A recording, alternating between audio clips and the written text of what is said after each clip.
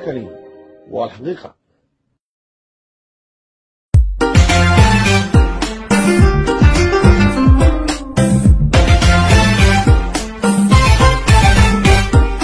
warkaxiisihiisiyo xaajka qarsooniyo halkaa dahsoona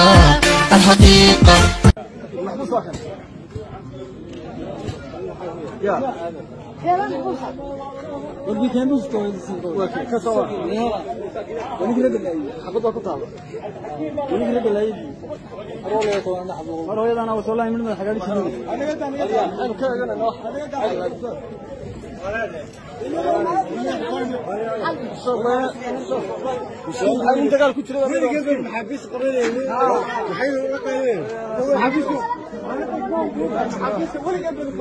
بسم الله الرحمن الرحيم. السلام عليكم ورحمة الله تعالى وبركاته. halkani waa alxaqiiqa. faallada barnaamijkeenu maanta waxa weeyaan dagaalkii labada cisho ka dhacay magaalada Laascaanood iyo eeriyadeeda inaan isku taago. aan bilaabay dad badan ayaa igu canaanayay maxaad uga hadli weyday labada cisho arrimaha dagaalka iyo sida wax u jiraan. runtii xaqiiqda anigoo og oo qodob u og oo dadka ugu xogogaalsan waxa soconaya isbidaya haddana waxa xidhaya damiirkayga oo wax badan ayaan isdhaafinaya anigoo arkaya waxaana keenaysa mas-uuliyadda anigoo og dagaalku inuu ka yimi laga soo xawilay dad aan reer Somaliland u dhalan ama aan Laascaanood u dhalan ay abuureen dagaalkan oo laga keenay meelo kale oo ka baxsan Somaliland. haddana dadka la isticmaalaya wuxuu noqday dad reer Somaliland oo Laascaanood u dhashay ama gobolada bariga maadaama kuwa la isticmaalayo oo laga caqli batay damiirkaygu aniga siin maayo iyo inta kale reer Somaliland ama dawladda la socota in ay yiraahdaan sidoo kale waxbaanu laynay waanu jabinay waanu dilay iyo wax la mid ah because waxaan ognahay dadkan inaanay kala tegayn colaadan iyo dagaalkan la geliyeyna ay nabad ka dambeyn doonto iyadoo waa shakila dagaal kasta iyo colaad kasta nabad ba ka dambeyn doonta dadkana dad meel kala tegaya ma aha laakiin indho ku garaadlaha ayaa moodaya in la kala tegayo. mas-uuliyad aan saarayn kuwa dhinaca kale ka soo hadlaya ee dabka hurinaya ee beenta sheegaya ee propagandada dagaal ka dhiganaya ee waxa aan xaqiiqda ka fog sheegaya mas-uuliyad aan saarayn baan ayaa saaran oo kolleyba lagama yaabo siday u dhaqmayaan barkeed xitaa inaan u dhaqanno. haddana ka fursan mayso dadka in la update gareeyo oo halka wax marayaan loo sheego wixii been dee qayrul caqliya ah na laga jawaabo oo la fashalayna been tahay. marka kolley naga fili maysaan inaanu la grade noqonno kuwa maryaha dhigtay ee qabyaaladu hayso ee meel walba isaga habarwaaday lagama yaabo inaanu la dhigno. haddaan ku soo noqdo araarka bacdi dagaalka iyo siduu ku bilaabmay iyo siduu imika yahay waxaynu sugaynay oo la dhowrayay qodobo ay sheegaan nimankii meesha ku shiraya odayaasha ahaa. dowladda Somaliland ciidamadeeda way hortaagnayd wax kasta oo nabad lagu dhalin karo iyo wada hadal ayay samaysay oo wasiirro shicib oo sifil ah ayaa fadhiyay Laascaanood oo hortaagna ciidamada ayagoo heli karayay in dariiq kasta ka xidhaan waan baa lagu waday waa lagala quustay gudahooda markii ay waxba soo saari waayeen ee ay nabad iyo dagaal isku qabteen ayaa berri oo kale iyadoo subax la filayo qodobadii ay taladoodii noqotay si aynu isu raacno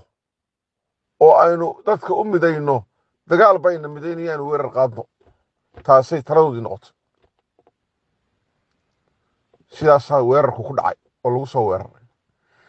ujeeddada ugu muhiimsan ee islahaayeenna waxay ahayd way u suuro geli weydeen in wasiirada halkaa degan la laayo si nabaddu faraha uga baxdo oo aanay dawadaba u yeelan dagaalkaas umay suuro gelin waa laga difaacay haddii alla kuu roon yahay siday doonayeen way noqon wey dagaalku sidaasu ku dhacay ujeeddada laga lahaana intaas yahay inaan meernaba waan iyo nabad aanay meesha ka dhicin in murankii gudahooda ku jiray odayaashii meesha ku fadhiyey ee nabaddoonka iyo dagaaldoonka isugu jiray in talada farahooda laga saaro taladina farahoodii waa ka baxdo dagaal hadduu dhaco waa waanimo taalo waxaa gurmad ku yimi gaalka iyo kuwii ka yimi iyo oo hayb ugu yimi oo layli kase iyo cumar maxamuud bale iyo mareexaanba waxaa dhinacan boosaaso ka yimi BSF marka la yidhaah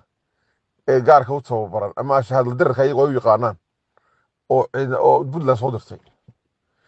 waxaa dhinaca Ethiopia ka yimi new booliskii waxa ayaguna jirib iyo jamaama iyo waama ka yimi argagixisadii la yaqaanay oo weliba ay ku jiraan qaar caana oo lacag madaxooda la duldhigo maraykanku duldhigay ay ku jiraan qaarna ku dhinteen intaa qole ee aan sheegay ee aan deegaanka ka mid ahayn intaba maxaabistoodii waa la hayaa maanta waa la hayaa argagixisadii baa la hayaa iyo booliskii baa la hayaa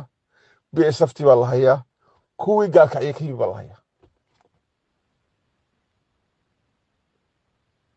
shicibkii lagu qabtay maanta dagaalka ee kuwa aan sheegay lala qabtay dhalinyaradaha ee Somalilandarka ama laascanadu dhashay ee kuwa jamaahirta loogu yeedho ahaa waa la iska sii daayay taladiina maanta dagaalkaa u dambeeyey ayaa jaranka ciidanku la wareegay oo lagala wareegay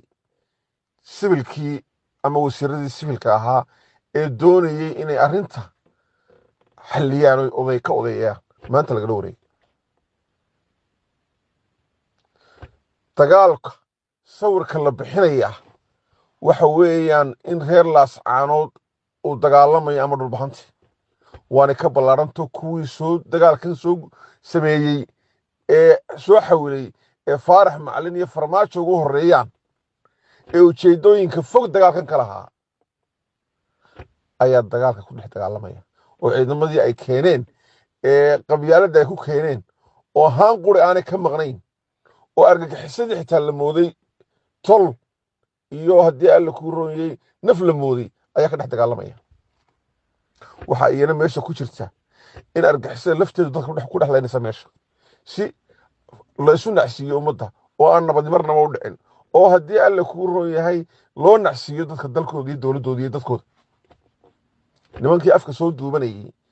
ee gudaha laascaanood wax ku leynayey oo ayaa haad u helay inay ku dhex laayaan ayagoon afka duubnayn laascaanood dadka oo argaxisaa kuwaasoo ujeedooyin fog leh adduunkuna waa og yahay oo isaga inooga warroon reer galbeedka waraaqaa loo qoranaya way og yihiin waxa laascaanood ka soconaya waxaan leeyahay markaa dadka reer Somaliland war ha naga doonina inaanu u hadallo sida dadka qeyral mas-uulka ah ee ujeedooyinka fog ka leh dagaalkan ee aan waxba xeerinayn ee beenta u bareeraya ee propagandada u bareeraya ee qabyaaladda u bareeraya ee dagaalka qaawan u bareeraya ninkii u dhashay goday iyo kii gaarisa u dhashay iyo kii haddii alla kuu roon yahay gada u dhashay ayaa marayoon meesha waxba ka gelin mashaakil taagnaayoo laga dagaalamayay oo lagu hayay dadka halkaa joogana ma jiraan aan ahayn kala qabiil baati axmed madoobe qaar aan la qabiil ahayn oo deegaan kale oo dirabu intuu qalbitaar ka yimi ku maamula kismaayo dhinaca jar wuxuu maamulaa Soomaali oo dhan oo reerkooda kaga badan Ethiopia ama deegaanka Soomaalida halkana waxa laga dagaalamaya ee wadada loo soo maraya Somaliland dadka ku badan iyo reerkani waa kala qolo inta qura la adeegsanaya waa inta dhibaato kale oo lagu hayay reerka ma jiro habeen lagu batashan wax la yeelo marka waxaan ku soo koobay hadalkayga dagaal maanta uu bilaabay wixii hore nabad bay ahaayeen waddadii gurmadku ka imanayay waa la jaray haddii alla kuu rumayn leyrkii iyo biyihii iyo internetkii iyo wixii la eegayay waa la gooyey dagaalku maanta mu bilaabmay dadka maanta laasacalood ku dhex dagaalamayaana waa maxaabiis aan gurmadno u iman karin waxna ku dhexaysan meesha awoodna aan lahayn cid u soo gurman kartaan aana jirin ciidamada meesha jooga ee somalilandna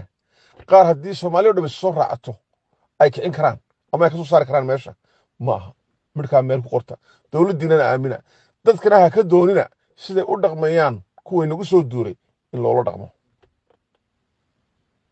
waxaa kaga baxaya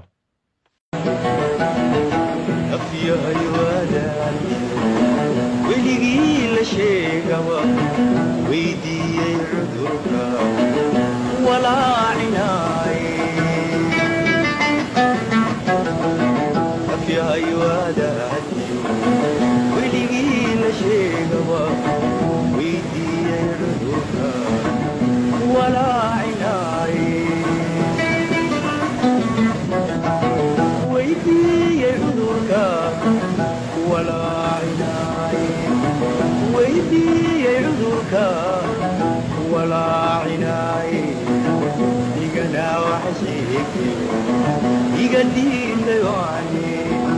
anigana wax sheegay iga diiday waani waxdiga la buustay anigana wax sheegay iga diiday waani anigana wax sheegay iga diiday waani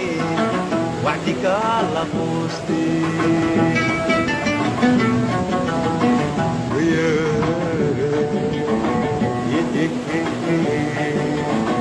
وياهي كداعي وتدير مريسة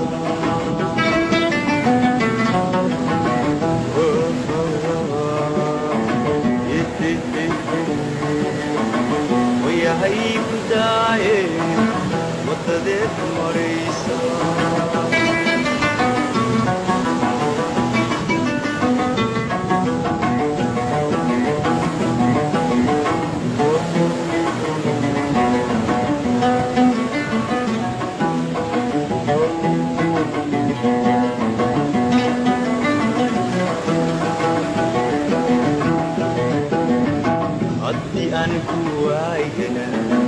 ولا ليس مقانو ولي قد بكلا هلا والكأين مغولي حدي أنك ويانا ولا ليس مقانو ولي قد بكلا هلا والكأين مغولي ولي قد بكلا هلا والكاين النبوني ولي قد بكلا هلا والكاين النبوني ليقنا وحشيكي يقدي ديواني ليقنا وحشيكي يقدي ديواني وحدك الله بوستي ليقنا وحشيكي يقدي ديواني أنا وحشيكي يقدي ديواني وحدك الله بوستي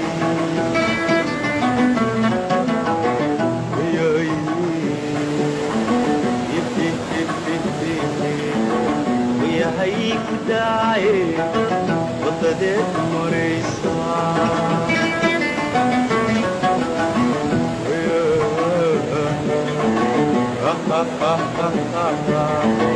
ويا هيك داعي وطلعت مريسة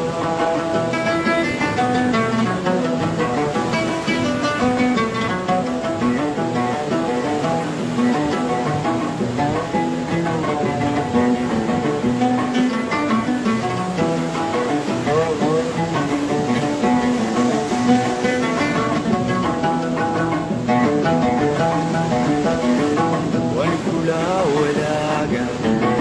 وحيا لذنك قاري abuure waan kula wadaaga waxyeeladan ku gaari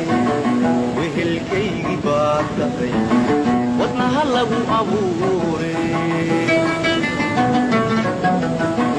wehelkaygii baad tahay wadnaha lagu abuure wehelkaygii baad tahay wadnaha lagu abuure